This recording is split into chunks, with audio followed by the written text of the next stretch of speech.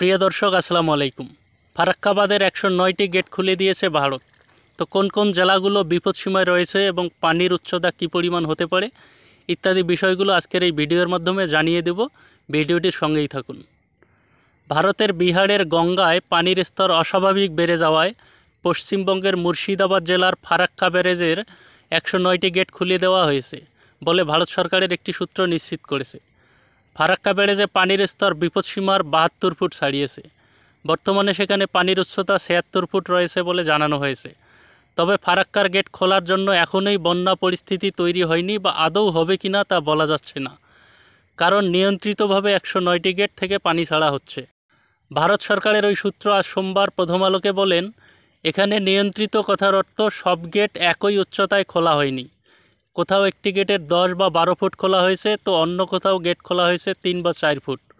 ফলে সব গেট দিয়ে একই পরিমাণে জল ছাড়া হচ্ছে না। যাতে কোথাও বন্যা না হয় সেটা মাথায় রেখেই এটা করা হয়েছে বলে ওই সূত্র জানান। ২৪ আগস্ট ফারাক্কার গেটগুলো খুলে দেওয়ার পর পানি ছাড়া শুরু হয়। তবে এতে গত ২ দিনে নদ নদীতে উল্লেখযোগ্যভাবে পানি বাড়েনি বা বন্যা পরিস্থিতি তৈরি হয়নি বলে জানান তিনি। এর প্রমাণ হিসেবে ভারতের ওই কর্মকর্তা বলেন, জল বাড়লে পদ্মায় তা বাড়ার আগে মুর্শিদাবাদের উত্তরে ফারাক্কা ব্লক এবং শামশেরগঞ্জ ব্লক আংশিকভাবে ভেসে যেত, যা গত ২ দিনে হয়নি। নিয়ন্ত্রিতভাবে পানি ছাড়ার কারণেই ফারাক্কার ভাটির ২ জেলায় পানি বাড়েনি বলে জানান তিনি। তবে একই সঙ্গে সতর্ক করে বলা হয়েছে, বিহারে গঙ্গায় যদি পানির মাত্রা বাড়তে থাকে তবে আগামী কয়েকদিনে কী হবে তা এখনই বলা সম্ভব নয়। ফারাক্কা থেকে বেরিয়ে যেসব খাল, ফিডার ক্যানাল মুর্শিদাবাদের অন্যান্য জেলা হয়ে ভাগীরথী দিয়ে দক্ষিণবঙ্গে ও কলকাতায় পৌঁছাচ্ছে, সেগুলোতেও পানির মাত্রা বাড়েনি। ফিডার ক্যানালে পানি বাড়লে মুর্শিদাবাদের অন্যান্য জেলা যেমন রঘুনাথগঞ্জ বা সুতিতে তা প্রবেশ করত, যা এখনও করেনি। ভাগীরথীতে পানি সামান্য বাড়তে পারে, তবে তার কোনো প্রভাব এখনও লক্ষ্য করা যাচ্ছে না বলে ওই সূত্র জানায়। এ বিষয়ে বাংলাদেশের বন্যা পূর্বাভাস ও সতর্কীকরণ কেন্দ্রের নির্বাহী প্রকৌশলী সর্দার উদয় রায়হান প্রথম আলোকে বলেন, ফারাক্কা থেকে যেখান দিয়ে পানি বাংলাদেশে ঢুকেছে সেসব পয়েন্টে পানি বাড়তে দেখা যায়নি।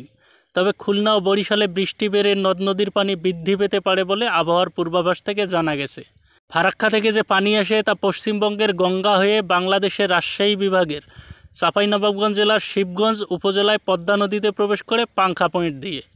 বন্যা পূর্বাভাস ও সতর্কীকরণ কেন্দ্রের তথ্য অনুযায়ী আজ ওই পয়েন্টে পানির স্তর ২০.৫, যা বিপদসীমার ২২.৫ নিচে রয়েছে।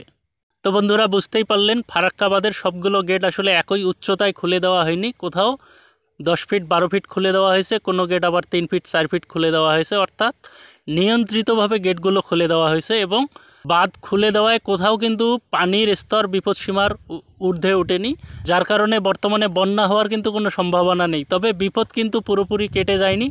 যে কোনো মুহূর্তে এই বন্যা পরিস্থিতি ভিন্ন মাত্রা পেতে পারে এবং যে কোনো জায়গায় বন্যা পরিস্থিতি বিরাজ করতে পারে। সেক্ষেত্রে আমাদের আগাম সতর্ক থাকতে হবে। ধন্যবাদ সবাইকে।